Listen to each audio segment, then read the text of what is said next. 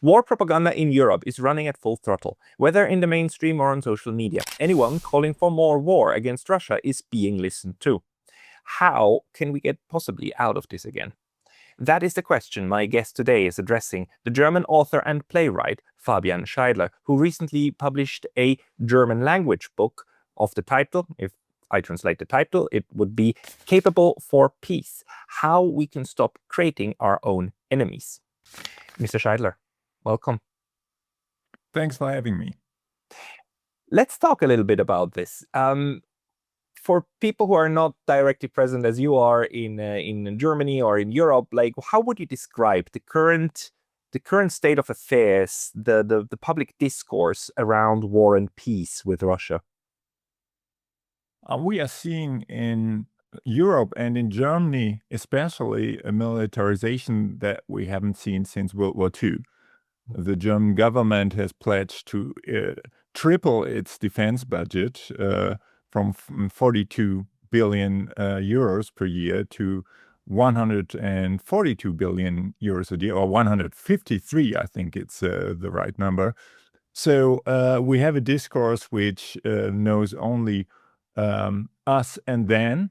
It's black and white. It's good versus evil. It's just like a Harry Potter version of geopolitics. And everybody who questions the narrative that Russia will soon invade NATO countries is considered an enemy of Putin.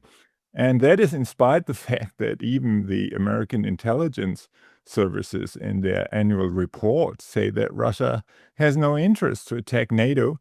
I mean, it would be utterly suicidal, of course. But still, our leading politicians, whether it's the Greens, the Conservatives, or the Social Democrats, have set in motion a propaganda machine that tells people, well, we have no other option than to rearm in a way unheard of since World War II, because the Russians are coming. And this is utter nonsense, of course, although the Russian invasion in Ukraine, of course, was a serious crime. But still, there is no realistic view of our situation. And of course, this is used to prop up the military-industrial complex in a situation where Germany has a lot of problems economically, a 2-year-long recession, which was the longest in German history. And then we see also a militarization in all parts of society. The German army is going to schools to propagate their war narrative, and even to kindergartens. And so they're everywhere. They are in public space. And the peace movement is in a quite weak position in this situation. How prevalent do you think this is across Europe? Because like this is, I mean, in Germany, this is certainly the case. Do you know about the situation, let's say in France, in Italy? My impression is that Germany is particularly belligerent at the moment, but there's similar tendencies in other European countries. Yes, I think that's true. In Italy, for example, the situation is quite different. If we speak, for example, about the war in Gaza, I mean the genocidal campaign of Israel in Gaza, Italian workers have been on strike against weapons deliveries to Israel. So that's a different situation. In France, for example, there is quite a lot of resistance against militarization. The former government under Prime Minister Bayrou had to be dismissed because they were not able to push through parliament a social cut bill that would cut social spending about 40 billion euros, and that had no majority in the parliament. And in Spain, in particular, anti-war movements are quite strong, and I think they pushed the government of Sanchez, Social Democrat, to be the only government in the European Union that refused to abide by Donald Trump's demand to push the military budget to 5% of GDP. Spain said, well, 2% is enough for us. And I think that's because there's a lot of opposition. both to the genocidal campaign of Israel in Gaza and to militarization. And so the situation is not as desperate as in Germany and other countries, but still leading politicians, especially in the European Parliament, are extremely belligerent, and they are even willing to go on an economically suicidal path. We have now a situation where Ukraine is clearly losing the war, and that has been clear for years now. I mean, even General Milley, the former chief of staff of the American army, said already 2 or 3 years ago, the West cannot win, Ukraine cannot win that war, and the chief of the Ukrainian army, Zelensky, said the same thing. So for years we know that Ukraine cannot regain the territories that it lost to Russia. But still, the European Union has this narrative that we can win the war if we put more money into it. And now the Americans have pulled out of giving any money to Ukraine, and the Europeans should step in, especially Germany, to pay the bill. And I mean, now they are trying to get hold of the Russian assets in Belgium, about 180 billion. But that would be suicidal for Belgium, because there would be legal cases against Belgium and the European Union to repay that money, because under international law you cannot seize that money. And but they are still trying to do it, and that would utterly ruin Europe, also as a place for international investment, because international investors, especially from the global south, would not consider putting their money in European banks if European governments could seize that money whenever they want to. So I think they are really, in the European Parliament and in the European Commission, on a warpath for several reasons. And in a recent article in the New Left Review, in spring rather, I argued that the idea is, as the Financial Times once put it, to turn the European welfare state into warfare state. I think that's the program we are facing. I mean, they have been trying to destroy the welfare state for decades within the neoliberal framework of the Washington Consensus. They have managed to do so in part, but there's a lot of resistance. And now they have an argument. They say, well, the Russians are coming. We have to put all our money in the military, and we cannot afford social welfare anymore. So that's, I mean, the agenda of both the political elites and capital. Why is the left going along with it? And I'm not speaking necessarily of the left party, but rather of the SPD, that that this seems to be the consensus. And I also, even in Switzerland, the Social Democratic Party, of which I'm actually a paying member, one of the things that I dislike is that they are so going along with this narrative of like, well, the evil Russians need to be resisted. That, especially now in the European context, you see how this 5% target is hollowing out all the capabilities. I mean, Mr. Merz even said we have no more money for social welfare, which is always what the kind of liberal right will say whenever it's about social welfare. There's always money for tax cuts, and there's always money for military spending, and now they seem to have like circled in on massive spending for the military, which then of course means the military is going to be the only one, or the military environment. It's not just the institution, but it's actually the entire environment that then will be able to spend money if it serves defense purposes, right? This would lead to massive militarization of all aspects of civil society, wouldn't it? Yes, absolutely. I mean, 5% of GDP, I have to It's insane. remind everybody, is 50% of the national budget. In OECD countries, typically the national budget of the central government is about 10% of GDP. So spending 5% of GDP is 50% of the national budget. That's almost the amount that we had under the Kaiser, under the German emperor, before World War I. So it's really unheard of. And it must be added, that in modern European states and in general, like welfare states, a large part of the national budget is transfer budget that's pre-allocated. It goes into pensions, it goes into healthcare, it goes into whatnot that's already kind of set in stone. So that makes it even worse.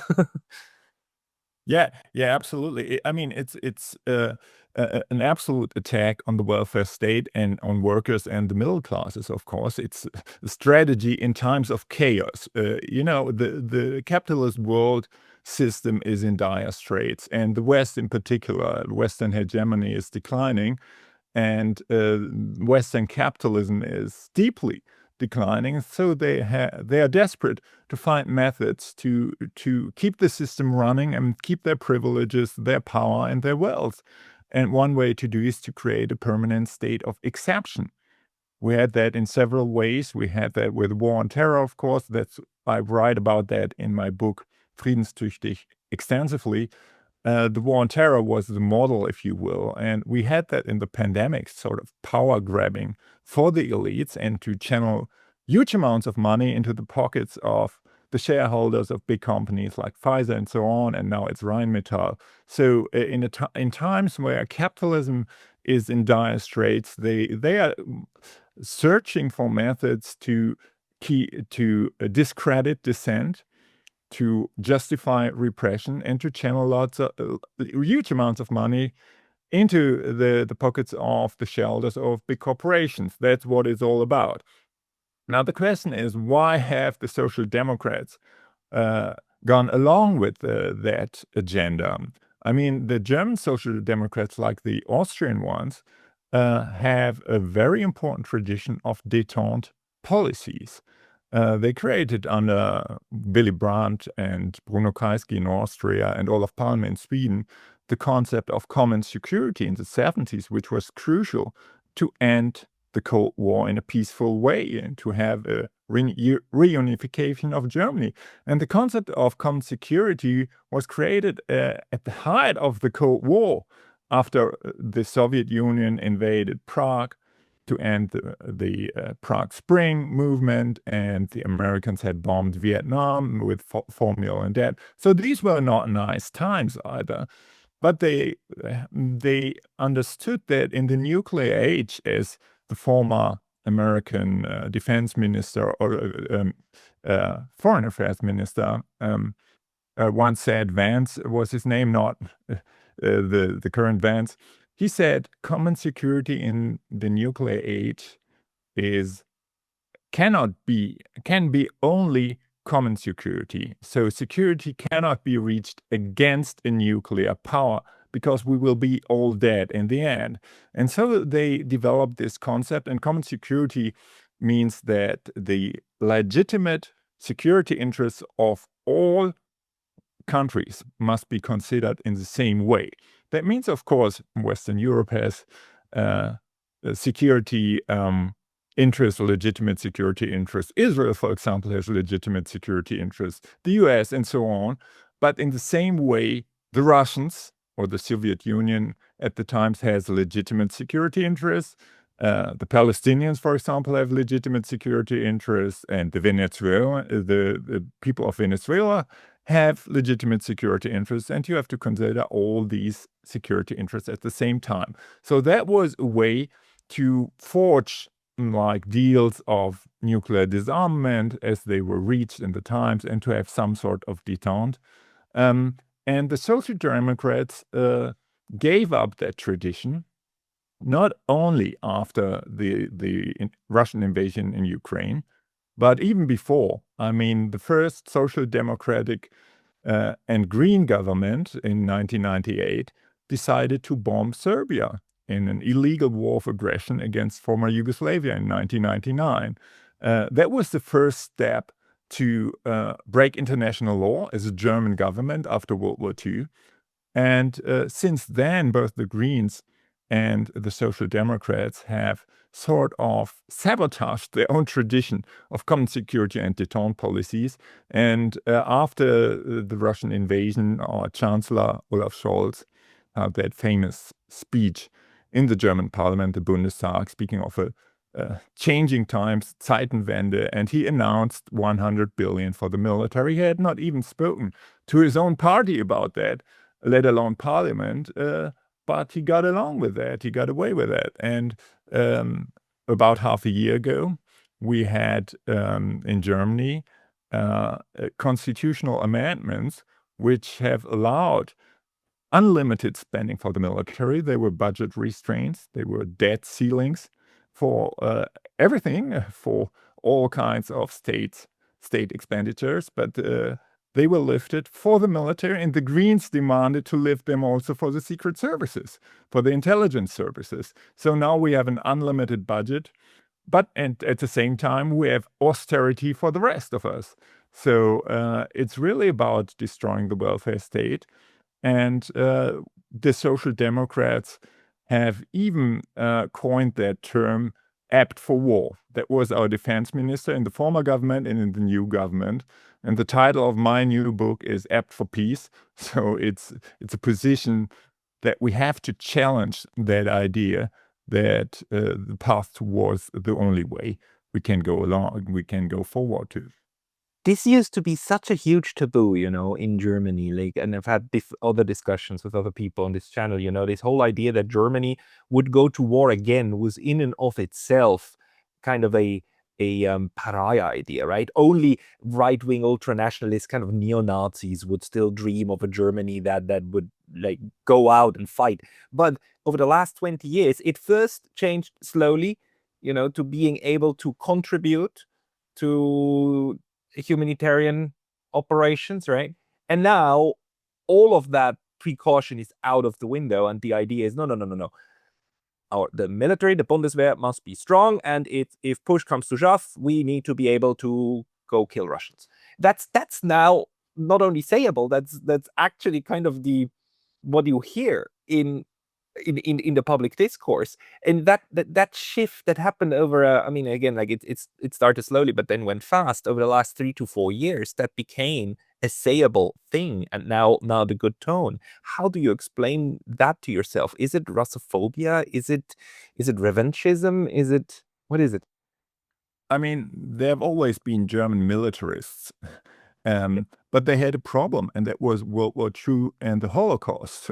So Germany was forced to exercise some sort of restraint when it comes to the military. And there were also very strong peace movements in Germany.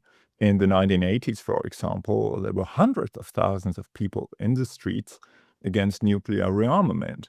And so there were always interests also of the military-industrial complex to break this kind of German deadlock from their perspective, to boost the military and to become again the strongest military power in Europe, which of course other European countries didn't want.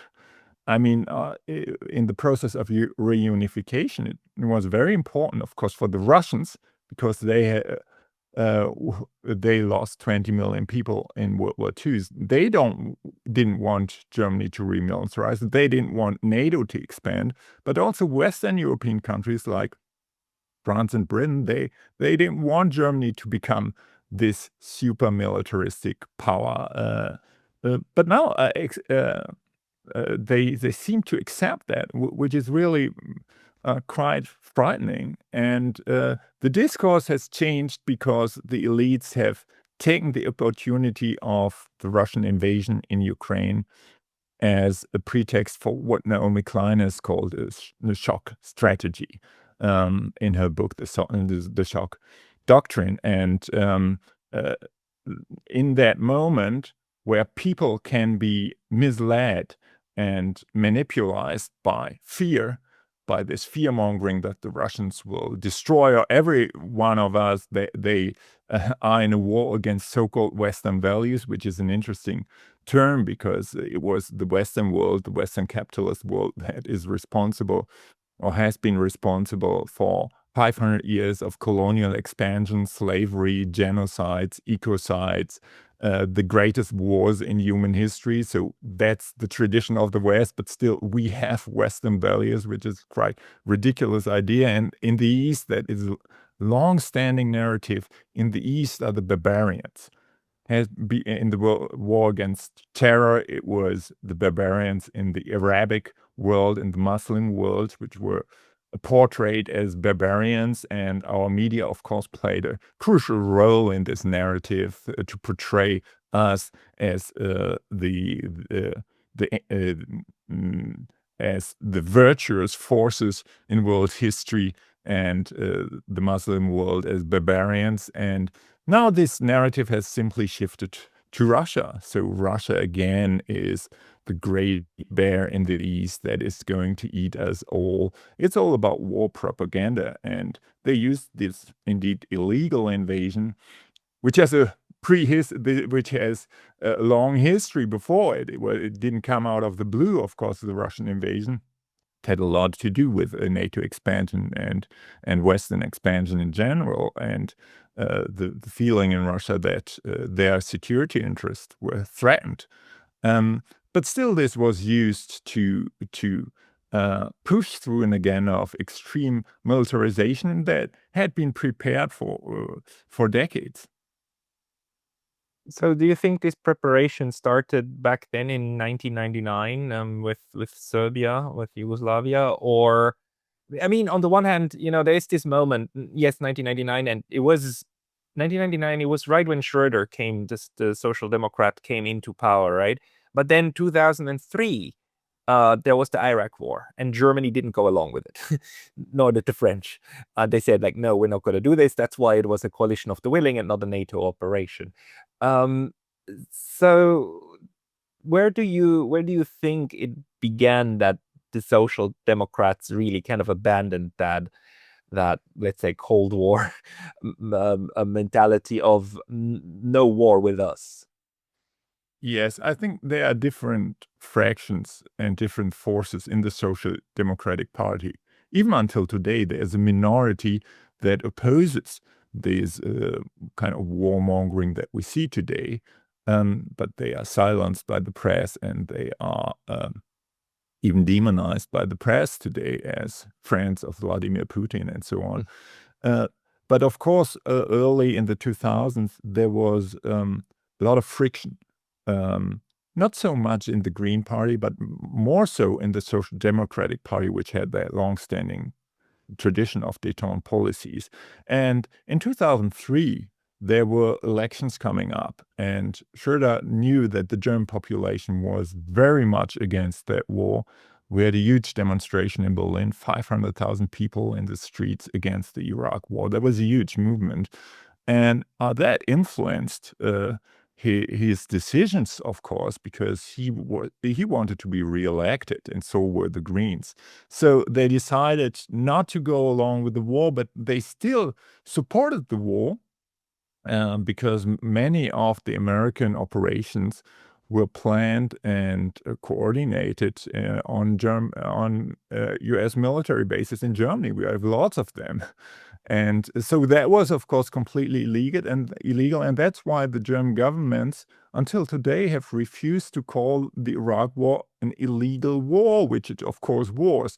Because once they concede that this war was illegal, it would have been illegal to allow the U.S. Military to operate from German territory. Right.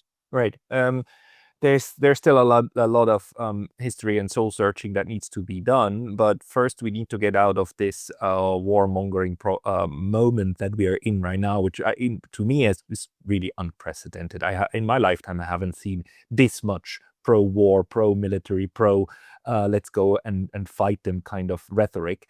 And you wrote that book, like Peace Apt or Peace Ready. How do we do that? How do we get out of this spiral of doom that seems to be running around us? Well, the first thing I think we have to do is to engage in diplomacy.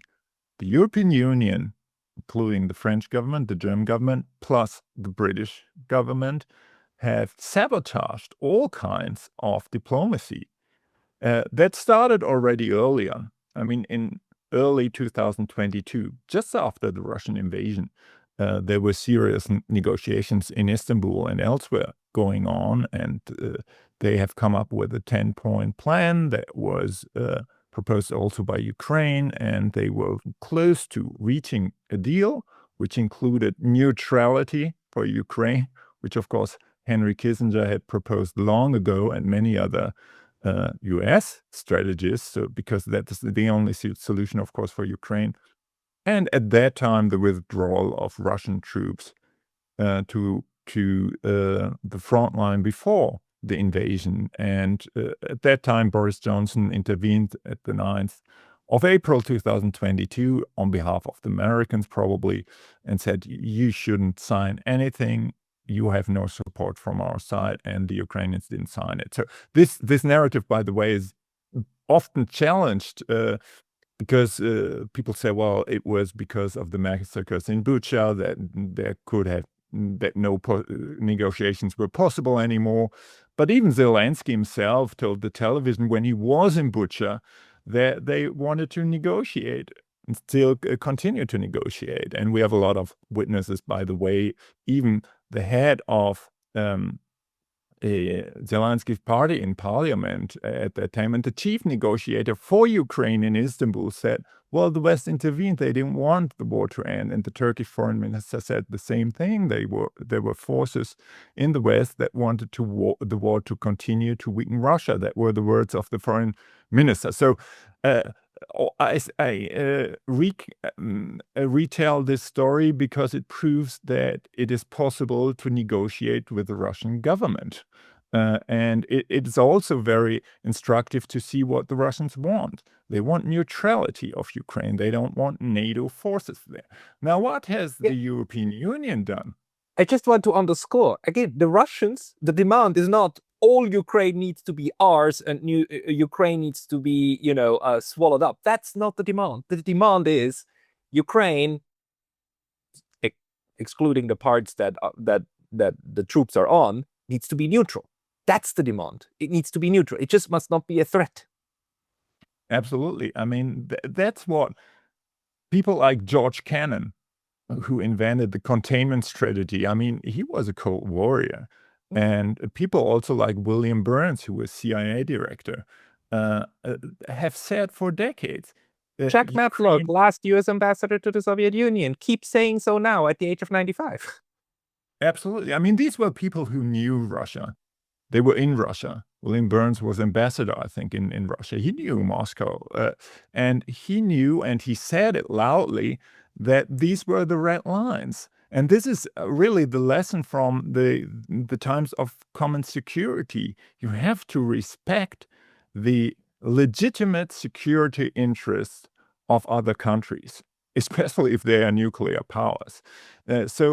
If you accept that we shouldn't allow Mexico to become a member of a Russian or Chinese military alliance and have like nuclear weapons on their soil next to the US border, I think it would be a very bad idea, and everyone would agree that the US wouldn't accept that. At the same time, you can't have Ukraine enter NATO. I mean, you have to have the same rules for everyone. Now, neutrality has been a key demand of Russia, and but now the negotiating position of Ukraine has significantly weakened, also because the West has intervened in those days and destroyed the negotiations, and now Ukraine will not get back the territory it lost, neither Crimea nor the Donbass. That's for sure, because the Russian military has so much overpower in terms of manpower, in terms of productivity of the arms industry, and so on. But the Europeans still refuse to recognize this reality, and they are now torpedoing all kinds of proposals, for example, from the Trump administration to reach any kind of deal.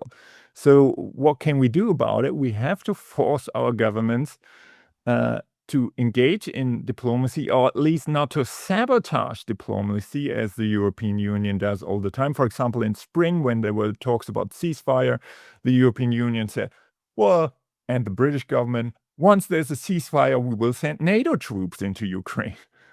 this is, of course, an incentive for Russia to keep on fighting, because that was the idea in the first place, to stop NATO from expanding into Ukraine. So that's a way to torpedo any negotiations. And now they are trying to seize, as I said, the Russian assets in Belgium, which is, of course, against international law. And if they do, of course, as the Belgian Prime Minister rightfully said, this is, of course, another way to stop Russia from negotiating if they see that their assets are seized. So we have to force our governments to engage in diplomacy and to block the spending for war. I mean, that's crucial. Still, for example, in Germany, the military budget has not gotten to 150 billion euros per year. We can still stop that. There could be potentially a lot of resistance within civil society, because the vast majority of the populations of European countries have a strong interest to maintain the welfare state and to stop this kind of folly of militarization. And so I think there is a potential of alliances in civil society, not only the traditional peace movement, but also those who defend workers' rights and so on. So there's a lot of potential. And yes. Sorry, I just want to add actually two questions. One, do you think that there will be a point when actually other EU nations will grow a little bit uneasy with this? Because, I mean, you can demonize the Russians as much as you want and so on, but at some level in France, in Italy and Poland and so on, there must be a memory, right? I mean, there was these two times when Germany did things and militarized and it wasn't really good. So at which point do you think that will happen? That other EU states might say like, easy Germany, maybe not that fast. And secondly, what I don't understand is, while the Germans and the Europeans in general have this very strong goal of how the war needs to end, must end with all of Ukraine back to Ukraine, like including Crimea and Vladimir Putin in The Hague. They say that very strongly. None of them says how. The best idea the militarists have is like long-range missiles in order to pinprick attacks. But nobody has a logical chain of how you would roll back, like militarily. None of them. So how do you make sense of this? I mean, European elites have really lost their mind. They have lost reality.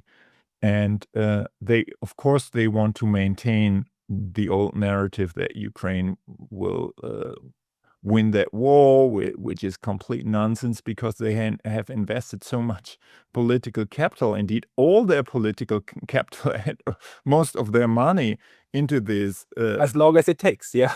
As long as it takes, and as long as it takes will probably mean as long as it takes for Europe to go down the drain. That is what happens. Europe is on a path of utter self-destruction. Economically, it's going down quickly. Diplomatically, it has become utterly ridiculous for several reasons. First of all, most European countries, and Germany especially, has supported the genocide in Gaza. So the double standards are blatant when they claim that they are defending international law in Ukraine while they're supporting a genocide in Gaza. And other countries like Britain and France have supported the Israelis as well. So internationally, they become more and more isolated diplomatically. And also they're increasing the risk of war. If you maintain that confrontation, and if you accelerate that confrontation with Russia, you risk a nuclear war. It's a very serious situation, and the Russian nuclear doctrine is very clear. If the existence of their state is threatened, they could use nuclear weapons first. That's their military doctrine. So we shouldn't do that. I mean, whatever you think about Russia and Vladimir Putin, we should look for survival in that situation. And the only path to survival is diplomacy. And the European elites, the political elites, are not in a position. If you look at what the European Parliament is voting for, I mean, it sounds like, yes, let's go to World War III. And it's about 700 members of parliament, and it's like 650 of them are voting for this kind of things, including the Greens, including the Social Democrats, and parts of the left, not all the left, we have to say. So in parliaments, in the European Parliament, resistance is quite feeble. At the same time, as you mentioned, I think there are forces in other European countries that will more or less, where resistance is on the rise. We see that in Belgium, for example. It's a small country, but they are fearing that their existence is sacrificed. I mean, the European Union is willing to sacrifice Belgium because if the Russian assets are seized by the European Union to create loans for Ukraine and so on, probably Russia will go to court against Belgium, and they will probably win because it's against international law to seize these assets. And that will mean that Belgium will be responsible for 180 billion to pay back to the Russians. That will be the end of the country. And that's very interesting. And I think in many European countries, people are watching this very carefully, that the European Union is willing to sacrifice one of its members for the folly of their unreal war scenarios. And but I think it depends indeed on peace movements, because we cannot trust political elites. They are in bed with the military industrial complex, not everywhere, but many of them. So it depends on whether civil society is able to mobilize against this folly. Yeah, civil society mobilization would be one thing. The other thing, and that's the way that Mr. Karaganov in Russia argues, is that the problem is the Europeans are not really afraid. They're not scared. So in a sense, Europe reminds me at the moment of like a chihuahua that stands in front of a huge, a bulldog, or what would be a good one, like well, let's say a bear in front of a bear. But between the chihuahua and the bear, there's this glass door. The chihuahua knows the bear is locked out, right? So it can go and it can yell and be really loud and noisy, but it knows it's protected, although it can see the entire thing on the other side. But if the glass door is lifted, that's when things would set in. So I mean, what is it at the moment in that makes the Europeans so sure of themselves that they can use all that rhetoric, while they clearly, without the Americans, they have no military defense against this. I mean, nothing, but I mean, it would be a very, very uneven game if it came to that, right? What is that glass door that gives them so much security? I mean, I think they have been sitting in a glass house for a long time. The European elites, by the way, as the American elites until recently, have refused to recognize and to acknowledge that the times of their hegemony in the world system are going to end. They are about to end already, and they don't want to accept that. They want to stay the masters. And of course, the Americans were the masters of the masters, and the European governments, most of them, they're poodle for a long time. But the BRICS, in terms of GDP, are much stronger than NATO countries or G7 countries in terms of population and so on. So they are losing their hegemony, and they don't want to accept that. And they are losing the war in Ukraine as well, which has been a proxy war from the beginning, as, by the way, Boris Johnson had acknowledged. He said several times, well, this is a proxy war. Still, in the German media, you cannot say that it's a Putin narrative, although it was Boris Johnson who said that. So they cannot accept their decline, and that's a very dangerous situation. If you have a declining hegemon, the US, and there are declining poodles, if you will, in the European Union, and they don't want to see reality. The Chihuahua thinks that he's a bear or bulldog. they will act in a completely irrational way. And that's what they are doing. And that's why we have to stop this folly and work on the basis of reality. The reality is, as you said, that the Europeans have very little in terms of military, but also in terms of their economy, um, to go to war with Russia. And it's a nuclear power. I mean, all the ideas that we can go to war with Russia are just utterly suicidal. Whatever the conventional forces are, it's ridiculous. That's why also all this rearmament is completely ridiculous, because once we go to war with Russia, nuclear war is very likely, and we will be all dead, including our political elites. And that's why it's so frightening that the German Chancellor, Friedrich Merz, has recently said he's not afraid of a war with Russia. Now, what does that mean? What kind of state of mind is this man in, that he is not afraid of war with Russia? This is a very dangerous state of mind within the European elites. They don't know what war really is. They don't know what it means to go to war with Russia.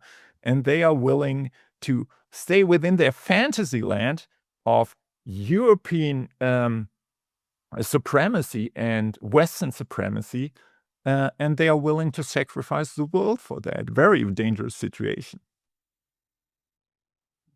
Sorry to say that, but the country has been at that place before, and they gave it a name. They call it Barbarossa, right? They thought they could win, and it didn't happen, right? It's just I'm sorry, I don't want to go that far. I mean, it's just very frustrating to see that after 80 years, that entire spirit that used to be around, that never again, seems to have now mean something completely different to the people in power. Yes, absolutely. I think, it, like some years ago, I wouldn't have believed that Germany and Europe could be in that shape.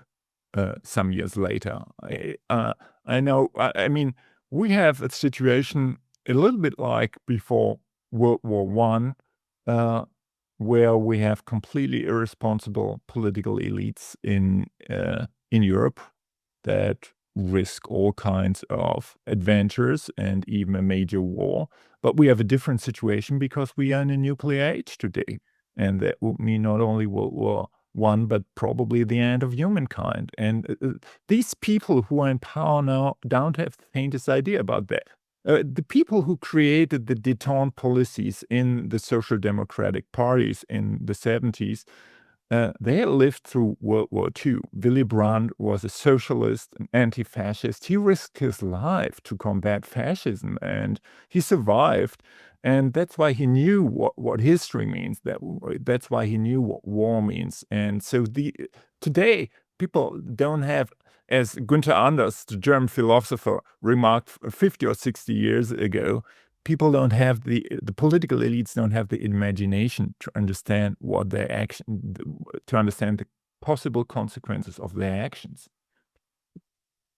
Is there though a slight shift in recent months? Because one thing that I saw is that one of Germany's most prominent voices, the philosopher Mr. Precht, what's his full name? Richard David Precht. Richard David Precht, sorry, not Hans. Richard David Precht.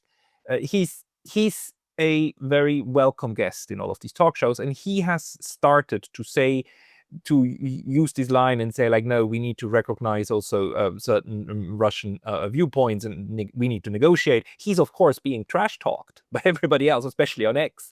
But that is something that surprised me, because before that was not a position that would even be aired very much. And is there a slight shift happening?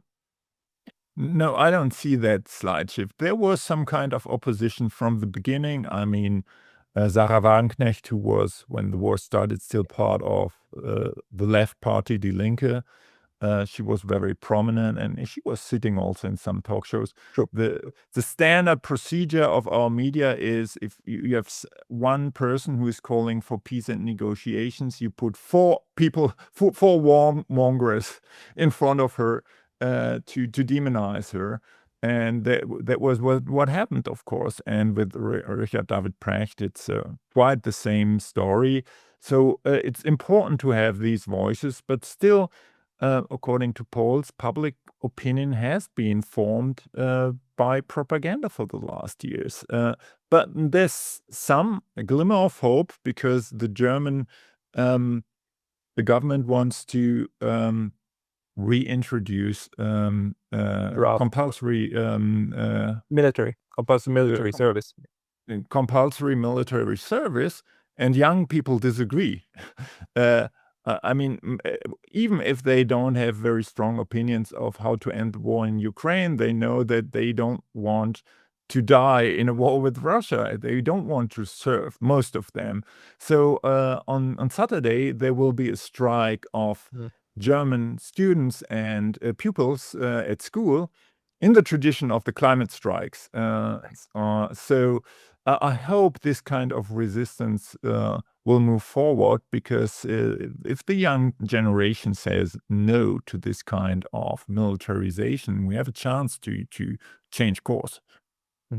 For the off chance that young people listen to this program, because I know the demographics is rather the opposite, but in case somebody's listening, it's quite simple. If somebody asks you to take a rifle and go and kill somebody else, just say no. Just say no, because it's so perverse, isn't it? That all of these old people in these talk shows, they sit there and they talk about the necessity to defend and of the young generation to step up their responsibility, and they will never ever even go close to these to the front, right? It's again, it's a perversion, but it's one that's going on currently. Yeah, I think Ursula von der Leyen, the chief of the European Commission, was recently asked if her relatives would go to war in the case of war with Russia, and she hesitated, and then she said no. And the same, by the way, is true for the voters of the Green Party, which has become one of the most belligerent parties in Europe. It was a party founded on peace, ecology, and anti-capitalism, and it's quite the opposite today.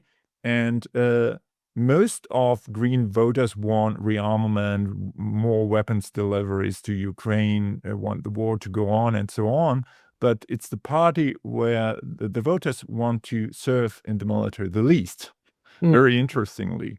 So it's, as you said, it's like the bourgeoisie and the academic circles in Germany, which are quite pro-war and pro-militarization, but they don't want their children to go to war. So it's a completely cynical situation. And Erich Maria Remarque, the author of Im Westen nichts Neues, I don't know the English title, one of the most famous anti-war books written after World War I, there's a famous scene where soldiers of both sides are sitting there and saying, well, what are these wars about? I mean, if the Russian Tsar and the German Kaiser have a problem, I mean, they can get pistols and kill themselves, but what do we have to do with that?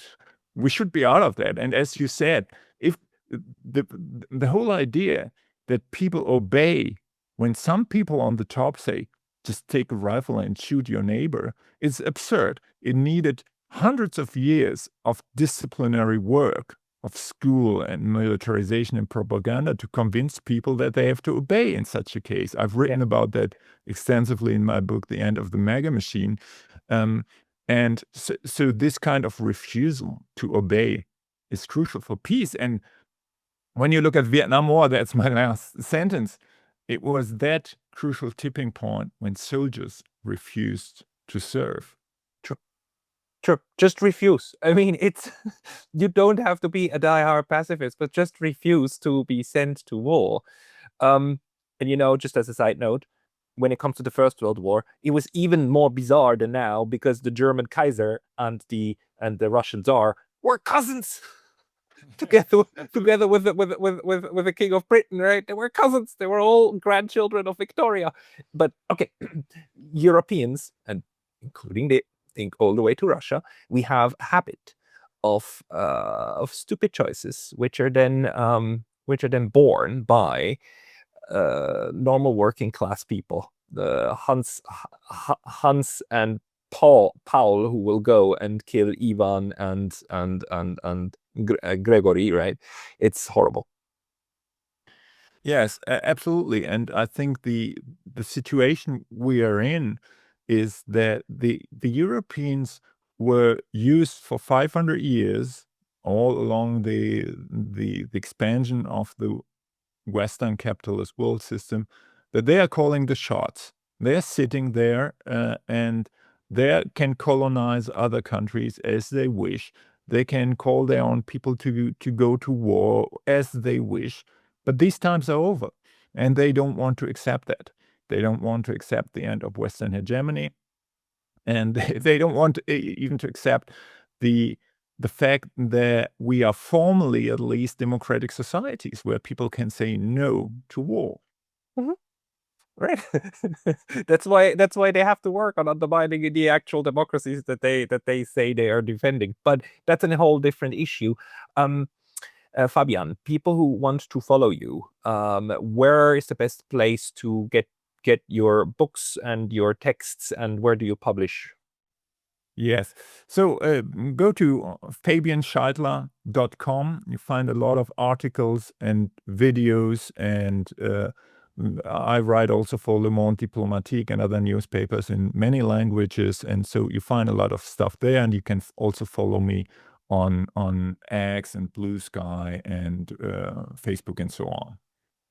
I will put the links to your profiles into the description of this video below. Fabian Scheidler, thank you very much for your time today. Thanks for having me.